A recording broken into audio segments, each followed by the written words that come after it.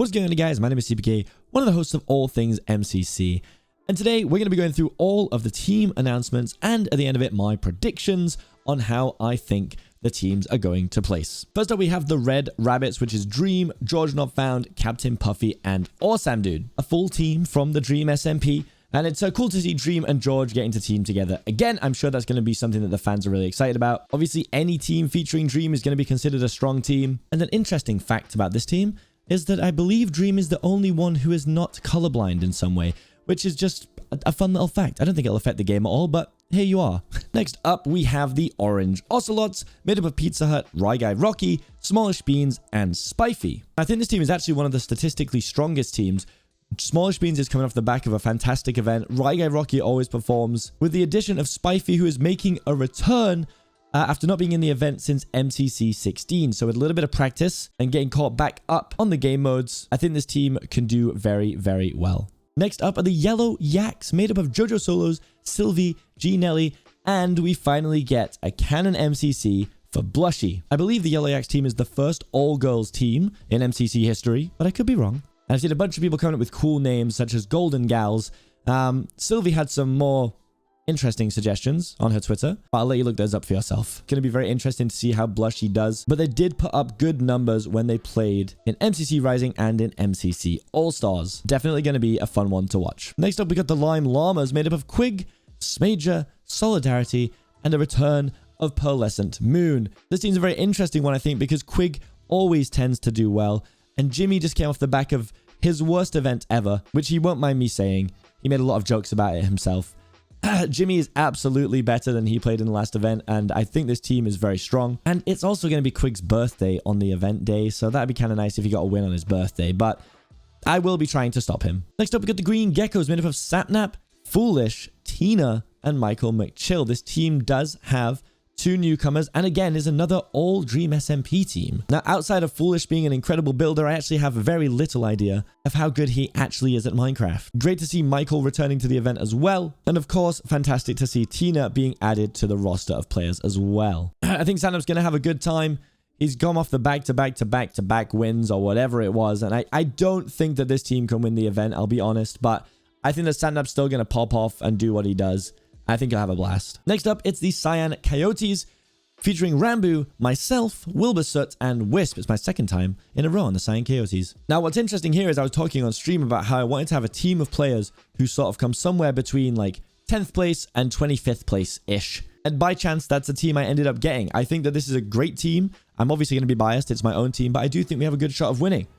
Depending on the games that are thrown in, whether there's going to be a remix, who knows what will happen. But I'm super excited. The vibes are going to be incredible, and I can't get weird dunked by Wilbur in this event because I'm on his team. Next up, we got the Aqua Axolotls. It's H-Bomb, Grian, False, and Good Times with Scar, whose name doesn't even fit on the spreadsheet. Great to have H-Bomb back in the event, of course, and I think he's going to get on really well with this team, and I think it's going to be an absolute hoot to watch. And I think with H-Bomb taking the lead in some of the games and Green taking the lead in Build Mart, this team can do very, very well. But as we know, it's MCC and really anything can happen. Coming up next, we got the Blue Bats, made up of Tapple, Tubbo, Snifferish, and Eret. Now, interestingly, I actually thought it was a meme that Tubbo does not know his teams, but he confirmed to me yesterday that he actually does not get told his teams anymore because he leaked them so much. So now he finds out when the teams are tweeted, which I personally find hilarious. Great to see Sniff getting another event under their belt. I'm always excited to watch Tapple play movement games. I think this team's going to be a blast to watch. I don't think it's statistically one of the stronger teams, but who knows what could go on the game day. Now we're on with the Purple Pandas, made up of Puns, Gem, Shubble, and Cub Fan.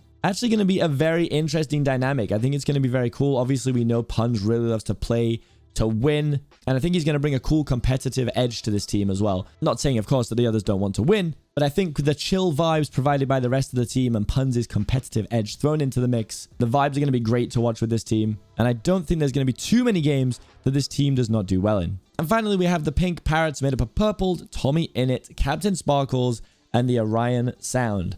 I'm super excited for Ollie because I think this is a really, really fun team. You know, everyone on this team has a fantastic sense of humor, and I think the bits and jokes that will come out of this team will be next level. But at the same time, it's still a very strong team. I think that Tommy will sort of take a leadership role in this team, and Purple will be looking to come back and have another fantastic event. I think that this could be the one. This could have a shot at being Captain Sparkle's first win. but only time will tell. So a quick look at the stats here. We can see that the average team scores, we got yellow in 10th, green, aqua, blue, purple, cyan, pink, red, lime, and orange winning on overall average. You can see that the average range is 1,422 coins, meaning that yellow have 1,422 less than orange on average. So if we were to change this up to Season 2 average, which I think is really what we should be using at this point because Season 1 was so long ago, I think we now have enough data from Season 2 to use that as the go-to. And it doesn't really change the outcome too much here. You can see if I go back to average, yellow's down here, aqua's here. Not too much actually changes when you switch it over. And you can see that whilst there is a disparity of about 1,400 to 1,500 coins from bottom to top, the middle is absolutely packed out. 86, 8598, 8588, 8580. Like, this is a packed out middle section. Also, for clarification as well, when I was putting in the new players, I decided to use 5 up for Blushy, as I do think they'll have a pretty similar score. I think they have different skill sets, but I think the scores will be pretty similar. I decided to use the Orion sound for Foolish, and I just thought I'd throw BB Paws in for Tina. I was just trying to get to the sort of between like 1,000 and 1,300 coin range, and that was pretty much where BB Paws was sitting. So as always, super exciting. Without further ado, let's get to the part where I make my predictions of which teams are going to place where. So again, these are very tentative. Obviously, it's very, very early to make any calls on this. I will, as always, try and do an updated one just before the event once I've seen who's practicing, who I think's vibing, who I think's doing well. I have it been green in 10, yellow 9, blue 8, purple 7, aqua 6. Why does 5 just say Quig? I've just wrote Quig's name. Lime. 4 red, 3 pink, 2 cyan, and 1 orange. Again, these are just predictions, guys. Everyone can make their own predictions. Mine, some might be right, some might be wrong. No one really knows. I never thought I'd see the day where I was guessing that Satnap's team might come last. That's a frightening concept. But overall, again, I think it's going to be another really balanced event, and I can't wait to get into it and see what happens. Thank you guys so much for watching. I've been Seapeekay from All Things MCC, and I'll see you guys in the next video.